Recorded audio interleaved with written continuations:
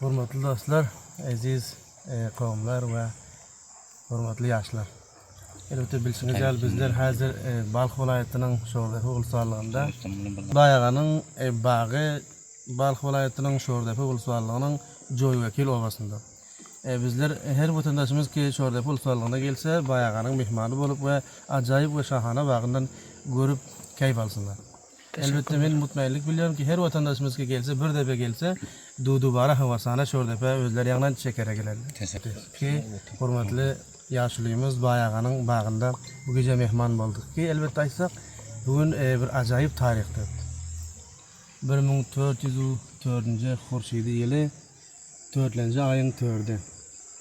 Yani aytsak ki Seratan ayının 4'ü. Çarşambeden qaydan ve Perşembe gece. Hürmetli dostlarım joylari hali elbette böyle bizim yanımızdaki aziz mehmanlar ve uzaktan yakından gelip katlaşan dostlar. Hürmetli Molla Quddus ağa ve Doktor Sayıp Enayetullah Hammed ve Doktor Şamavatcan, Naqibullahcan ve hürmetli Edermen yaşlıyımız Bayag'ın özleri ve onun aziz oğulları, ferzentleri Bismillahcan ve Zabihullahcan. Hoş. Nezirullah ağamız var ve hürmetli dana şairimiz Allah'da dinmez ve Ahmedi sahibinin özleri ve aziz hemkarımız mazardan gelen mehmanımız Şafican Hayati.